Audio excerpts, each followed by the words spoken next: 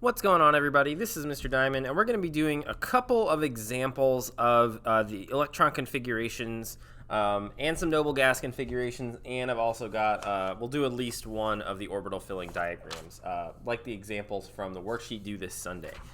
So I did a quick example of each of them last week, but I wanted to go over a little bit more detail and do a couple of them kind of quick fire for practice. So for starters, a question I've already gotten a couple times. Remember from last chapter that Z is atomic number. So anytime you see Z, you're actually just looking for the atomic number of what you're talking about. So for iron, for Fe, we find it on the table. Iron is right here. It's kind of hard to see on this screen, but iron, based on that, is an atomic number of 26. Let me get a piece of cardboard I can put this on so I can make my writing a little bit prettier. So for electron configurations, they work in the same order every time. Like I mentioned a bunch in the last video, the goal is to go from S, P, D, F, 1, 2, 3, 4, and using that this is the S block starting on energy level 1, this is the P block starting on 2, D block on 3, F block on 4. Using that information, we're going to predict the location of all of the electrons. So F iron is right here. So we're going to list in order going through the periodic table until we hit iron, until we hit Fe. So we're going to start here. The first ones are elements 1 and 2, and those are in the S block. So that is the first S orbital, and there are 2 total electrons in there. Next would be lithium beryllium. So that's the second row. So this is 1 and this is 2. So it's 2s, and then it's going to be both of those electrons. So there's 2s2 because we're not stopping there. We're passing through it. Then over here, this one starts on energy level 2, and we've got all 6 of these p electrons. So that's 2p6. That'll take us all the way through neon over here. Going back to the other side of the table on the lower row below it, we've got sodium, that's Na, that's on 1, 2, 3s. We're not stopping in there, so it's 3s2. After 3s, we come over here to the row with aluminum through argon. So this was 2, so this must be 3p, and we're not stopping, so that's 3p6. The next row is 4s. That's the row with K right here, because it's 1, 2, 3, 4. And now we are actually in the row where iron is. Iron is right here. So this is the D block, and it starts on number 3. Remember, it's 1, 2, 3, 4. So this starts on number 3. And so we're going to have a 3 as the energy level, a D as the block, because this is the D block. And then we're going to go 1, 2, 3, 4, 5, 6. So it's 4s2, 3d6. And there is your electron configuration. Now, I mentioned before that this all goes the same. So, for example, after you've done this enough and after you get comfortable enough with it, so xenon is right here, xenon is element number 54, you actually know that all of the electrons up to Fe are all in the actual exact same place.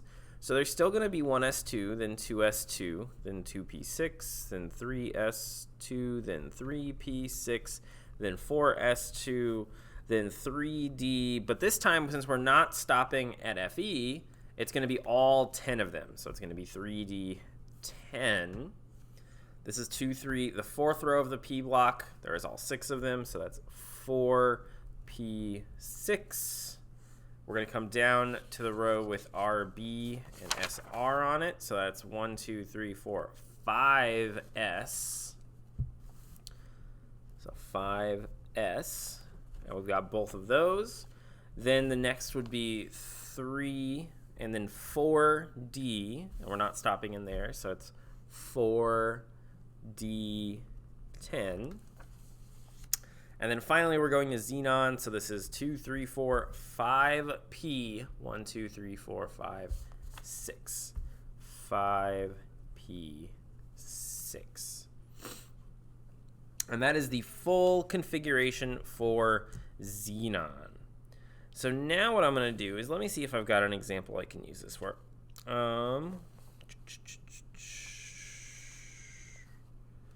Germanium, maybe? No. Tellurium, no. Beryllium's too high up there. Radon is... Iridium.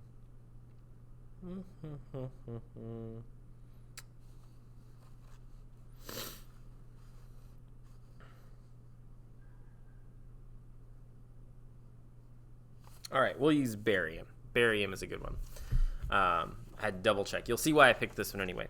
So this time, these are all just normal ECNs. For barium here, we're going to do the noble gas configuration. So the reason I picked this is if you go to do a noble gas configuration, for barium, barium is right here. Normally, if you were actually going to have to do the full electron configuration, let me see if I can make the camera a little more in focus. It's been a pain in the butt all day.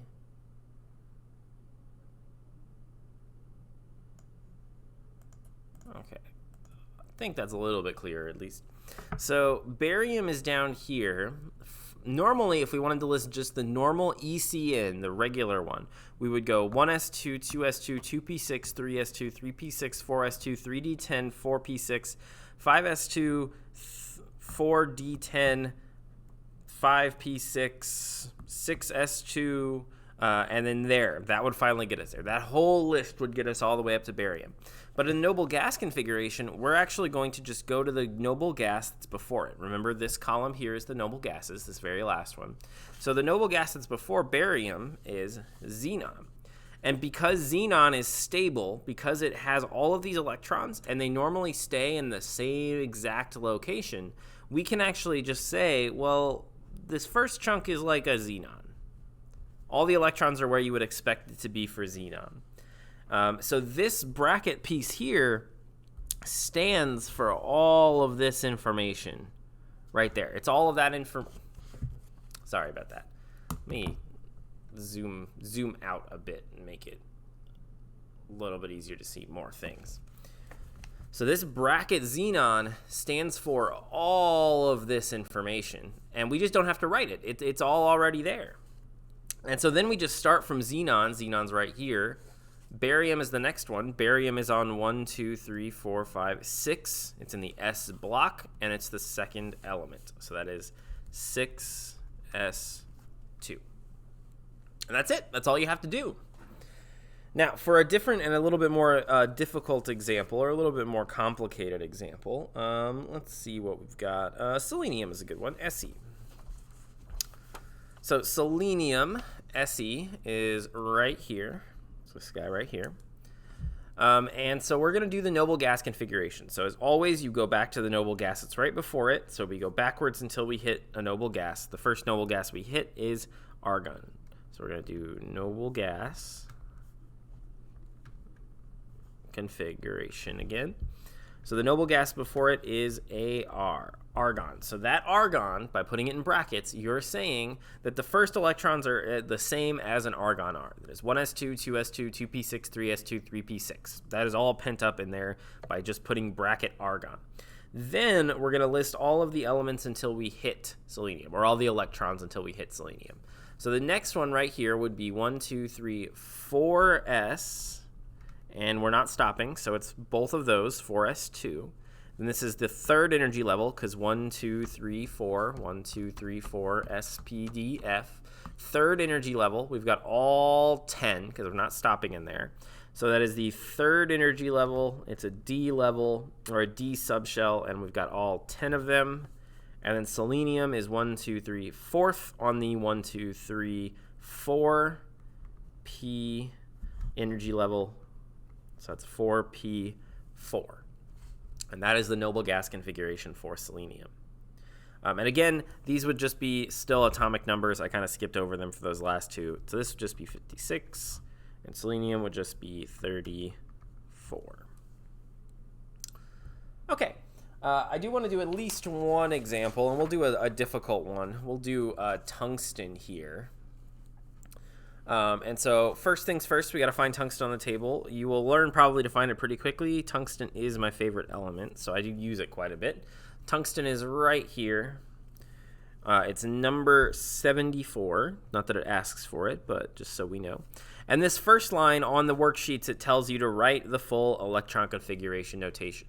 And since this is all the same, it always goes in the exact same pattern. So it's going to go 1s2, then 2s2, then 2p6, then 3s2, then 3p6, then 4s2, then 3d10, then 4p6, then 5s2, then 4d10, then 5p6, then 6s2, then 4f14, because remember, this gap right here is where the f block will go. So we actually have all of these fourth f orbitals in there. And then finally, we get 5d4.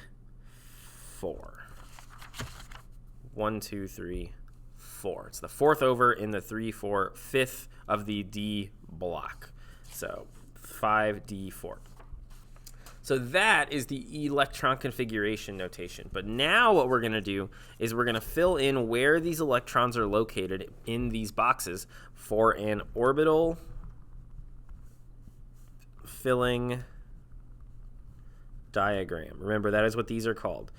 Make sure that you know on a test if it asks you to do the electron configuration notation, the noble gas configuration, or the orbital filling diagram, that those are three distinct different things, and doing the wrong one will get you to lose points.